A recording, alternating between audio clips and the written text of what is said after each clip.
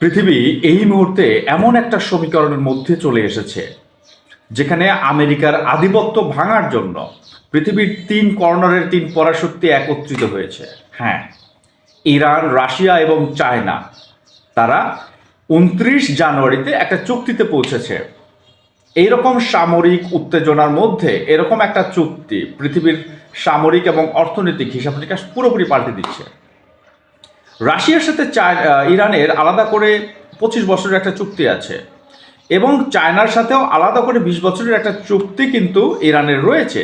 তথাপি এই মুহূর্তে ইরান, রাশিয়া এবং চায়না তিনটা দেশ এবং তিনটা বৃহৎ শক্তির দেশ একটা প্ল্যাটফর্মে আসা টোটাল সমীকরণটাকে আলাদা করে নিয়ে এসেছে। এইটা এমন একটা সময় এসেছে যখন মার্কিন হুমকি ধামকি এবং আধিপত্য বিস্তারের পুরো পৃথিবী এই মুহূর্তে ব্যতিব্যস্ত হয়ে গেছে এবং ইরানকে ক্রমবর্ধমান হুমকি দিয়ে যাচ্ছে। সুতরাং এই চুক্তির ফলে এই মুহূর্তে পারস্য উপসাগরীয় যে সকল অঞ্চল রয়েছে তথাপি পুরো পৃথিবীর ভূ রাজনৈতিক হিসাব নিকাশ কিন্তু অনেকটাই পরিবর্তন হয়ে যাবে। তো এই চুক্তির মূল উদ্দেশ্য মূলত ডলারের আধিপত্য রোধ করে নিজেদের মধ্যে একটা কমন মুদ্রানীতি চালু করা, যেটা ডলারের এগেনিস্টে কাজ করবে এবং বিনিময় মাধ্যম। এছাড়া তারা অর্থনৈতিক এবং সামরিক সহযোগিতা একে অপরকে দেবে। এইখানেই কিন্তু মূল বিষয়টা রয়েছে এই চুক্তির। যদি রাশিয়া এবং চায়না ইরানকে সামরিক সহায়তা সরাসরি এই চুক্তির মাধ্যমে দিয়ে থাকে, যদিও দিচ্ছে অলরেডি বিভিন্ন গোপনে থাপনে বা অন্য অন্য সিস্টেমে লুকায় টুকায় দিচ্ছে, কিন্তু এই চুক্তির ফলে তারা ওপেনলি এই মুহূর্ত থেকে ইরানকে সামরিক সহায়তা দিতে বাধ্য এবং দিবে। তাহলে কিন্তু আমেরিকার যে হুমকি ধামকি রয়েছে সেই হুমকি ধামকি ধোপে আর টিকবে না। এছাড়া এই তিন দেশ পশ্চিমাদের নিষেধাজ্ঞার বলি। এই তিনটা দেশই কিন্তু মূলত পশ্চিমাদের বিভিন্ন ধরনের নিষেধাজ্ঞা বলি হয়ে আসতেছে। অর্থনৈতিক, সামরিক বা ব্যবসায়িক বিভিন্ন ধরনের নিষেধাজ্ঞা চায়না এবং রাশিয়ার সাথে ইরানও পেয়ে যাচ্ছে। এছাড়া এই মুহূর্তে ইরানের সবচেয়ে পাওয়ারফুল রেভলিউশনারি গার্ড বাহিনী কর্পস যেটাকে বলা হয়ে থাকে সেটাকে কিন্তু আইআরজিসি, সেই আইআরজিসির উপর পশ্চিমা নিয়ন্ত্রিত অর্থাৎ আমেরিকার দাস যে ইউরোপ, সেই ইউরোপ কিন্তু নিষেধাজ্ঞা দিয়েছে এবং তাদেরকে সন্ত্রাসী তালিকাভুক্ত করেছে।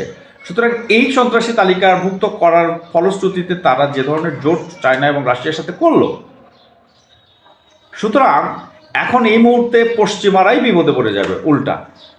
কারণ পশ্চিমাপন্থী বিভিন্ন দেশ অলরেডি চায়নার সাথে বিভিন্ন বাণিজ্যিক বা ব্যবসায়িক বিভিন্ন বিষয় নিয়ে আলোচনা করতেছে, চুক্তি করতেছে আমেরিকার গণ্ডি থেকে বের হয়েছে।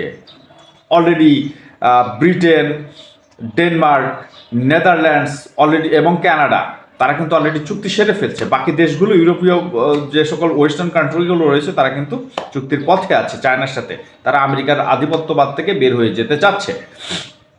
এই সময়ে এসে আমেরিকার এই পাও চাটা কাজ, যেটা আমেরিকা ইউরোপকে দিয়ে করালো, আইআরজিসিকে নিষেধাজ্ঞা দেওয়া এবং সন্ত্রাসী তালিকাভুক্ত করা, এটা আসলে হাতে ঘা লেগেছে রাশিয়া এবং চায়না। তারা এই মুহূর্তে ইরানের সাথে সবচেয়ে বড় সামরিক চুক্তি এবং অর্থনৈতিক যে চুক্তি সেই চুক্তিটি করে ফেলেছে।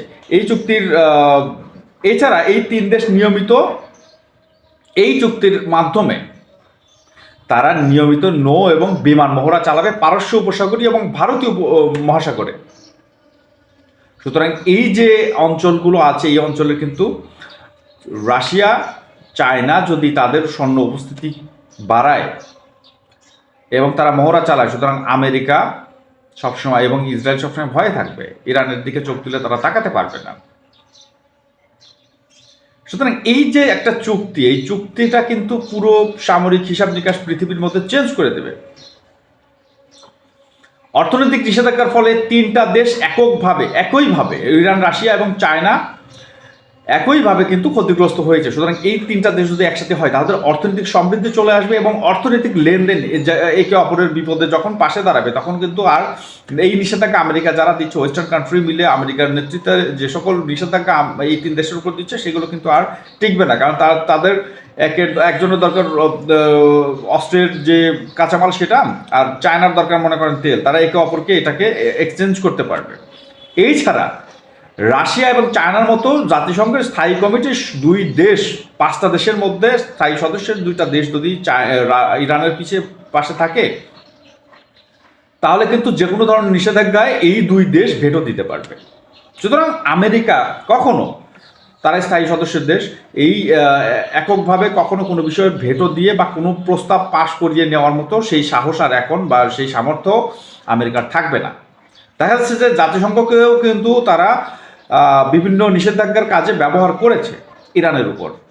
ইরানে কিন্তু জাতিসংঘ প্রচুর পরিমাণ নিষেধাজ্ঞা দিয়ে রেখেছে, সেটা এখন আর পারবে না, কারণ হচ্ছে রাশিয়া এবং চায়নার সাথে তারা একটা চুক্তি করেছে, যে চুক্তির ফলে এই ধরনের নিষেধাজ্ঞার প্রস্তাব যদি কখনো কোনো দেশ করে সেটার উপর ভেটো দেবে রাশিয়া এবং চায়না একেবারে সম্মিলিতভাবে। সুতরাং এই মুহূর্ত থেকে ইরান একেবারে আরও বেশি আগ্রাসী হয়ে যাবে এবং আমেরিকার যে রণতরী বা বিভিন্ন ধরনের সামরিক ঘাঁটি থেকে হামলা হুমকি দিচ্ছে, সেটাতে আসলেই আর কোনো ধরনের ভয় পাওয়ার ইরানের কিছু নেই, কারণ রাশিয়া এবং চায়নার মতো বৃহৎ সামরিক শক্তি এবং মহাপরাশক্তি তাদের পাশে আছে।